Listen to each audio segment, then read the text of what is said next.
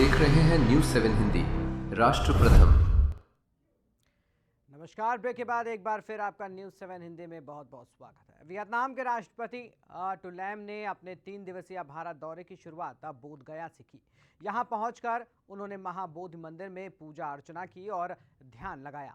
इस दौरान बिहार के मुख्यमंत्री समर्थ चौधरी ने उनका स्वागत किया।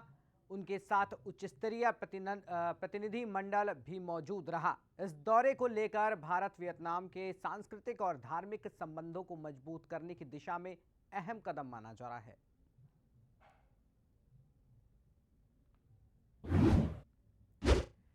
वहीं बिहार के गया डिस्ट्रिक्ट में आकाशीय बिजली गिरने से बड़ा हादसा हो गया। इस घटना में 3 किशोरों समेत 5 लोगों की दर्दनाक मौत हो गई। बताया जा रहा है कि सभी लोग खुले क्षेत्र में मौजूद थे, तभी अचानक बिजली गिर गई।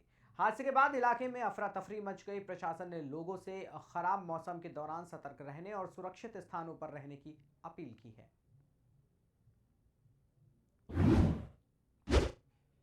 वहीं लगातार बारिश के बाद किशनगंज में हालात बिगड़ गए। कई इलाकों में जलभराव से सड़कें तालाब बन गईं और लोगों का घरों से निकलना मुश्किल हो गया। स्थानीय लोग जनप्रतिनिधियों से राहत की मांग कर रहे हैं और स्थिति इतनी गंभीर है कि नाव चलाने जैसी व्यवस्था की जरूरत महसूस हो रही है। लोगों ने वर्तमान विधायक से तुरंत कदम उठाने की अपील की है।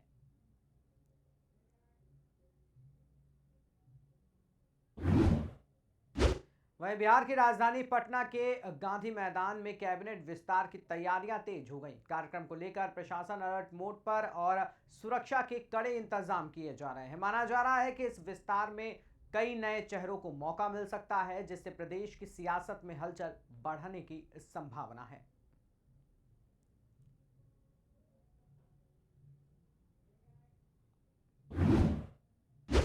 वहीं पटना में बीजेपी नेता रामकृपाल यादव ने 5 राज्यों के चुनाव नतीजों पर प्रतिक्रिया दी। उन्होंने कहा कि बीजेपी ने 3 राज्यों में बड़ी जीत हासिल की है और इसके लिए सभी कार्यकर्ताओं को बधाई दी। रामकृपाल यादव ने कहा कि अब सरकार विकास कार्यों पर ध्यान देगी। साथ ही उन्होंने पश्चिम बंगाल में ममता बनर्जी पर निशाना साधते हुए कहा कि जनता में भारी आक्रोश था, जिसका असर चुनाव परिणाम में साफ दिखा।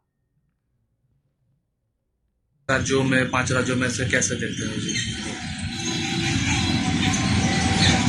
5 राज्यों में चुनाव हुए और 3 राज्यों में भारतीय जनता पार्टी ने बहुत बड़ी सफलता हासिल की है और खासतौर पर बंगाल में।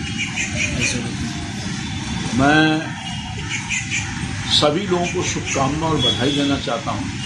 सभी कार्यकर्ताओं को सैल्यूट करना चाहता हूँ जो पार्टी नीति और सिद्धांतों के आधार पर और माननीय प्रधानमंत्री मोदी जी के नेतृत्व में आस्था रखते हुए सरकार बनाई है, तो निश्चित तौर पर उसके अनुरूप सरकार काम करेगी और लोगों को राहत देगी। शुभेंदु अधिकारी ने ममता बनर्जी को भवानीपुर से भी इस बार हरा दिया है। तो ममता बनर्जी का तो खेल खत्म हो चुका था। मैंने पहले भी कहा था आप ही के माध्यम से भी लोगों को, और वो दिखा।